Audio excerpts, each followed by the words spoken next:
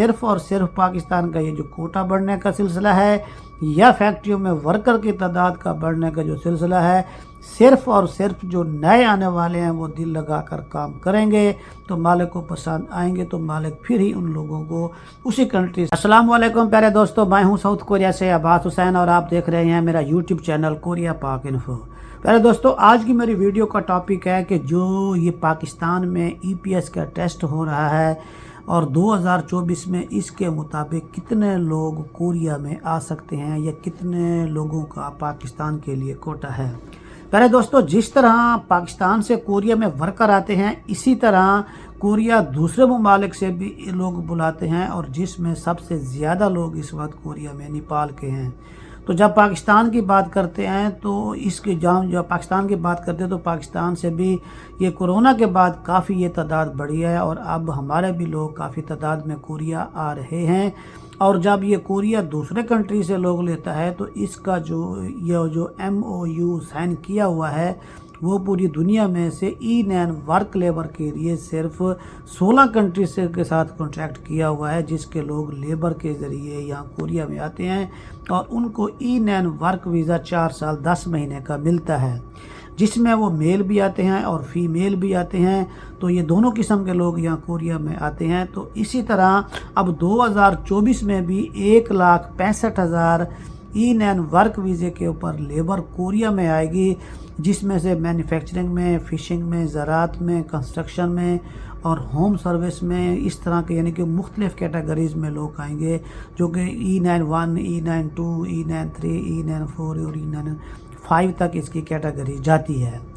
تو جو 1,65,000 کا جو کوٹا ہے، اگر دیکھا جائے تو یہ کوٹا بہت بڑا کوٹا ہے، لیکن اس میں سے اس 2024 میں جو پاکستان میں اب امتحان ہو رہا ہے اس لحاظ سے، اور جو لوگ پہلے ویٹنگ میں بیٹھے ہوئے ہیں اس لحاظ سے، اور یہ ٹوٹل یہ ملا کر جو لوگ ابھی فریش امتحان دیں گے، ان سبھی لوگوں کو ملا کر جو 20، 21، 22، 23 کے ہیں یا 24 کے بھی امتحان دیں گے، تو ان سبھی کو ملا کر پاکستان سے جو لوگ اس سال میں کوریا آ سکتے ہیں ان کی تعداد ہے 4,540 لوگ۔ اگر دیکھا جائے تو تاریخی طور پر یہ بہت زیادہ تعداد ہے، جو کہ پاکستان میں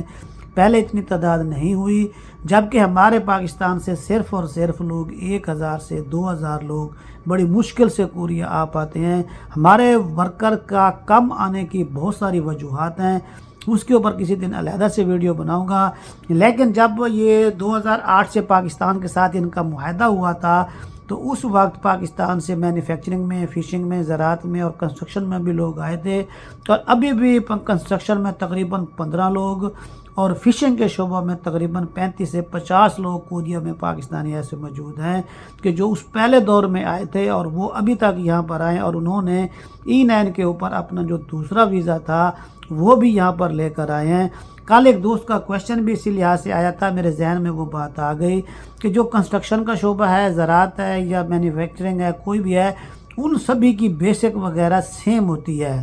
وہاں پر کام کی جو روٹین ہوتی ہے وہ مختلف ہوتی ہے۔ کنسٹرکشن میں تو مالک اس سے بھی زیادہ دیتے ہیں، جو زراعت ہے اور جو فشنگ ہے اس میں جو ہے نا وہ مالک جو ہے نا وہ ان کے ساتھ ٹائم جو ہے نا وہ ٹائم کی پابندی زیادہ نہیں ہوتی، کبھی وہ صبح کبھی شام کو، یعنی کہ لگاتار آپ کو کام نہیں کرنا ہوتا۔ کبھی کبھی جو فشنگ والے سمندر میں جاتے ہیں تو وہ کافی دنوں کے بعد بھی واپس آتے ہیں، لیکن جو بیسک ہوتی ہے وہ سیم ہوتی ہے، لیکن وہاں پر کام کرنے والے مالکان جو ہوتے ہیں وہ مزدوروں کو تھوڑا زیادہ پیسے دیتے ہیں، کیونکہ ان میں اوور ٹائم فشنگ میں تو اوور ٹائم ہوتا نہیں ہے، اور جو باقی کنسٹرکشن ہے وہاں پر تو وہ 8 گھنٹے ہوتے ہیں، لیکن وہ کام تھوڑا خطرناک طور پر سمجھا جاتا ہے تو وہ لوگوں کو بیسک تھوڑا زیادہ دیتے ہیں، اور جو فشنگ وغیرہ ہے تو وہاں پر بھی اسی لحاظ سے یہی سسٹم ہوتا ہے۔ تو یہ کافی سالوں کے بعد، کافی سال یہ کام چلتا رہا، اس کے بعد پاکستان کے ساتھ یہ جو سائن کیا ہوا تھا یہ ختم ہو گیا۔ اب دوبارہ پچھلے سال 2023 سے پاکستانی ایمبیسی کی کوشش کی وجہ سے یہ سارا کام ممکن ہوا ہے، اور اس سال یعنی کہ 2024 سے پاکستان کے لوگ جو ہیں وہ زراعت کے شعبے میں بھی آئیں گے، فشنگ میں بھی آئیں گے اور کنسٹرکشن کے شعبے میں بھی آئیں گے۔ مینوفیکچرنگ میں تو وہ آلریڈی آتے ہی ہیں۔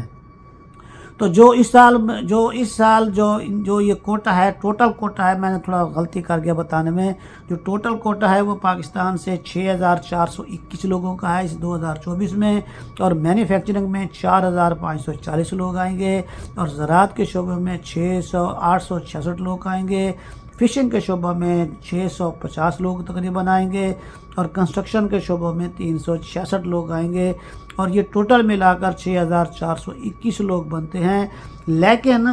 یہ لوگ اسی صورت میں کوریا میں آئیں گے اگر کمپنی کا مالک انہیں سلیکٹ کرے گا، پھر ہی ہوگا۔ اگر مینوفیکچرنگ میں یا زراعت میں یا فشنگ میں یا کنسٹرکشن میں مالک اگر آپ کو سلیکٹ نہیں کرتا، پاکستان کے لوگوں کو نہیں بلاتا، تو یہ 6000 کا کوٹا ویسے کا ویسا رہ جائے گا۔ کورین گورنمنٹ مالکوں کے ذہن میں یہ بات کبھی نہیں ڈالتی کہ آپ پاکستان کے لوگ بلائیں، یہ ڈیپینڈ کرتا ہے مالک کے اوپر کہ وہ کس کنٹری کے لوگ بلاتا ہے اور کس کنٹری کے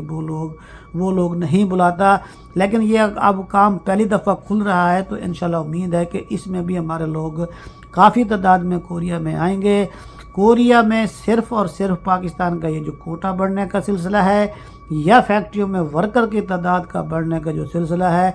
صرف اور صرف جو نئے آنے والے ہیں وہ دل لگا کر کام کریں گے تو مالک کو پسند آئیں گے، تو مالک پھر ہی ان لوگوں کو اسی کنٹری سے دوسرے لوگوں کو بلائے گا۔ اور باقی کوریا میں جب